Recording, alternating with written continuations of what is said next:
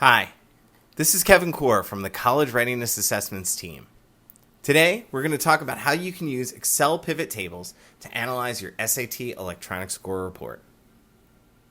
Schools and districts with 25 or more SAT takers in the graduated class automatically receive a summary report PDF, shown here, called the SAT Cohort Final Report, in their download center in September. Districts and states are also provided with a student-level data file reflecting the graduated class's final SAT information. This electronic score report, or ESR, contains the student-level data underlying the PDF report we're looking at. This data file is delivered to your download center in the K-12 reporting portal in CSV format. Let's take a look. Here we are in the K-12 reporting portal. I'm actually going to go up here to the Downloads tab. When I click there, I get a few options. I'm going to click Raw Data Files for your systems. And this is where all of our download files exist. The ESR file will be accompanied by a file layout in Excel format. So we'll want to download those right to our computer. And while many folks are going to upload the student level data into their own data systems for further analysis, you can actually leverage the pivot table function in Excel to run many analyses with just a few clicks using software that's probably already on your own computer. So let's go through this step by step. We've downloaded the files. What we want to do next is open the file called SAT Cohort Data File Layout that I have opened down here. Now, the ESR contains over 400 fields. I'm not going to scroll through them all here for you, but there's a lot of options and a lot of ways that you can look at this data. You can analyze all of it, any of it. You can ignore some of it. For now, we're going to ignore most of the data here. And the file layout, this is meant to be a key for interpreting the ESR data. So you'll notice the field values that you see, pretty intuitive, state-approved accommodations, Y equals yes, blank for no, M for male, F for female here, so we can get our bearings.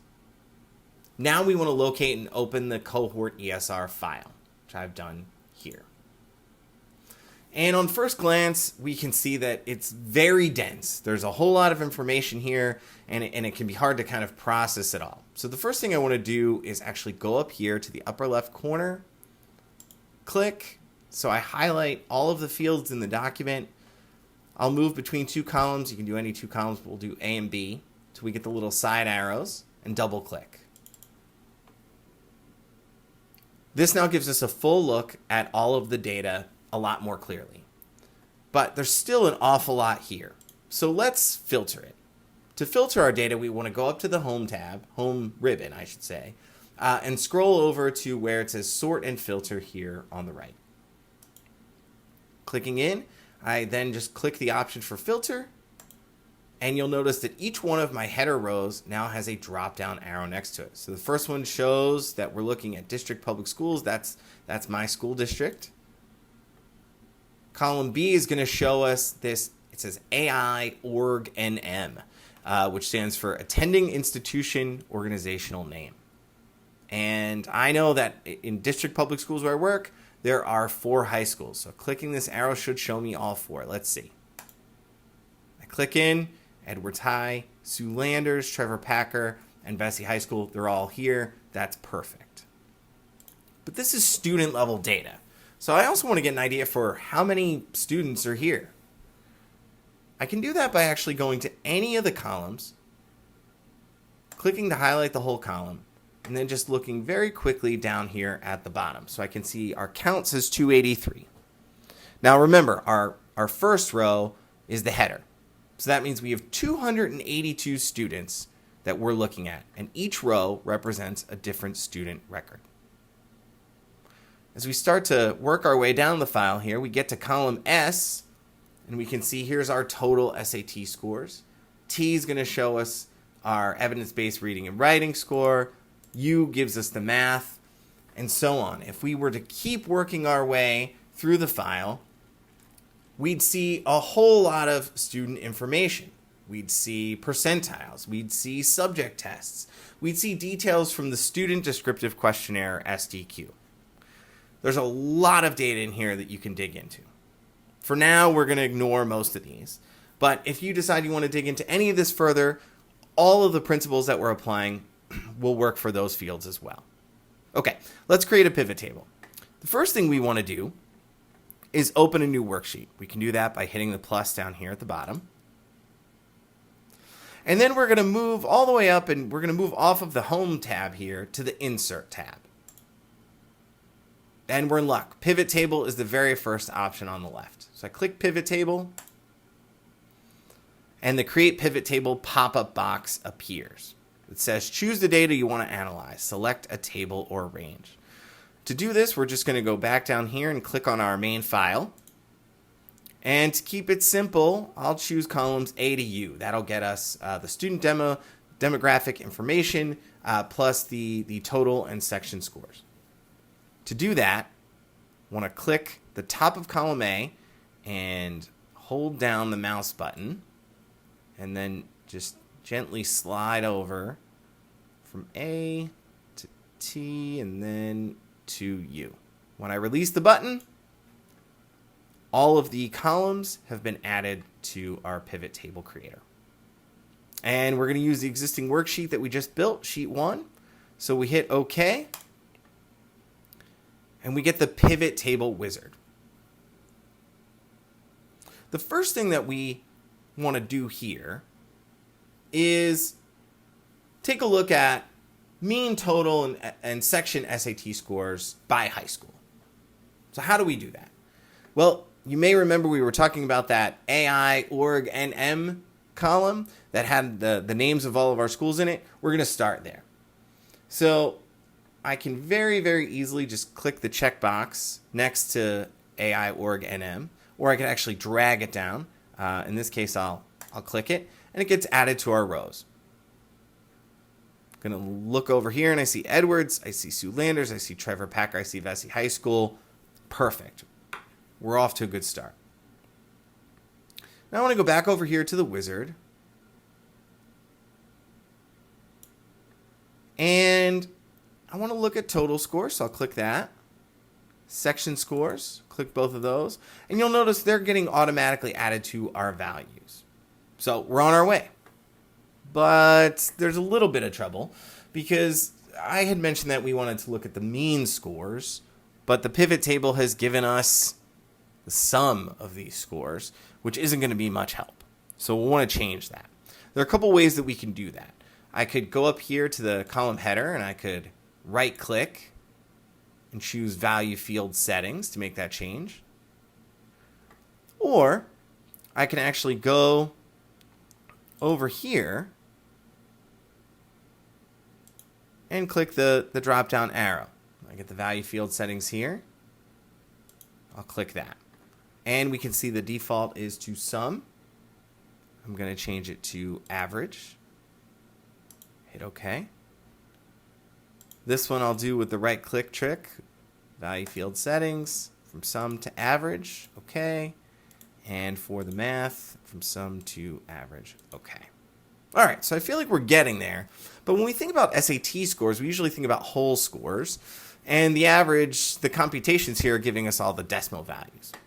So to clean this data up a little bit, I'm actually going to highlight all of the number fields and right-click. Choose the option to format cells. I'll move from general to number. And we can see the decimal place option here is set at 2. We're going to drop that down to 0. So now we have mean scores for Edwards, Sue Landers, Trevor Packer, etc. But we also have this total score option. So this row right here is giving us the mean score for our district.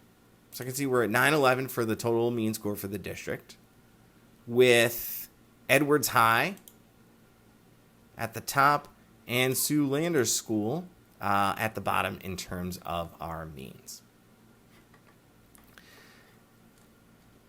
Now, this is a good start, but we can actually do more. Maybe we want to look at the material by gender. In that case, we could build a whole new pivot table. So I could go down here, I could add a new sheet, add a pivot table, and start looking at students by gender. But maybe I want to see it by mean by gender, and I want to add an element to this pivot table. Well, we can do that too. So the first thing we want to do is actually go over here and find, there it is, the person gender CD field. Now, maybe I want to put this in as a column instead of a row. So I think what I'll do is I'll drag this down to our columns. Okay, and there it is. I don't really like the way that looks. That is not very clear to me. So what do I do? Well, I don't want to start over. And this is a good point to remind everyone that Control-Z is our best friend. Control-Z allows us to undo anything that we've done in the document. You can Control-Z your way back. We'll do it right now. And there it is. If you find yourself having a hard time and you've undone everything you can undo and it still feels like it's kind of a mess, no worries.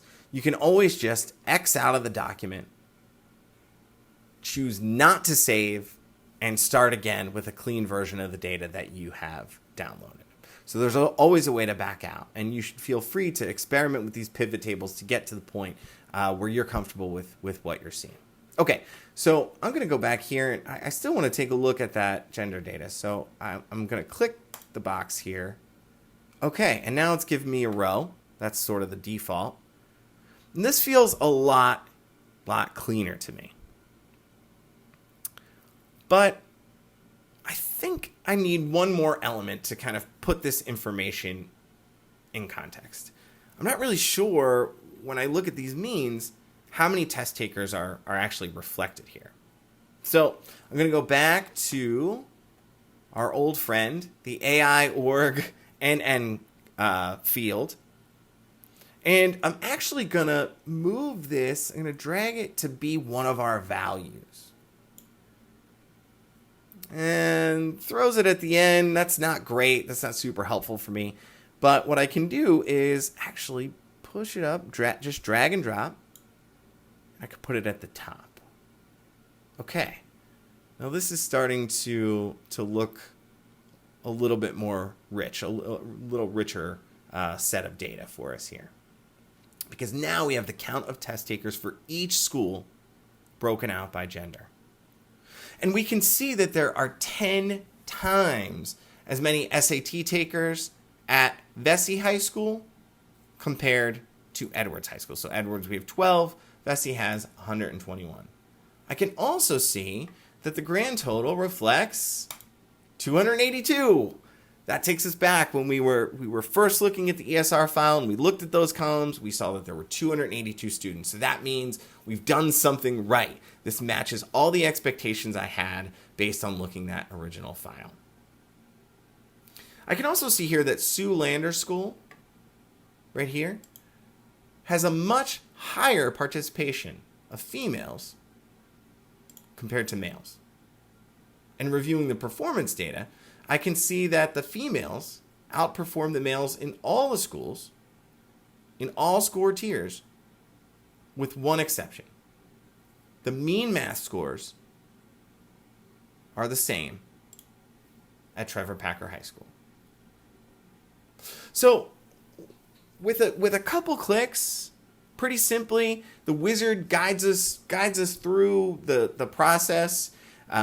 For us non-data heads, it's a helpful thing to know that I can go over here and click a checkbox next to a field and have it appear on an Excel sheet. It's a great way to take this very, very dense data file and parse it out into something that is meaningful for me. I want to look at my 4 high schools. I want to look at the breakdown by genders. I want to get an idea for the mean scores, where we're doing well, where we have room to grow, and how that's going to inform the vision and the direction that we move going forward. So I hope this has been a helpful walkthrough of the pivot tables and the way that it's a simple and affordable way to aggregate our data and provide a convenient way to mine this ESR data. Thanks so much. Have a great day.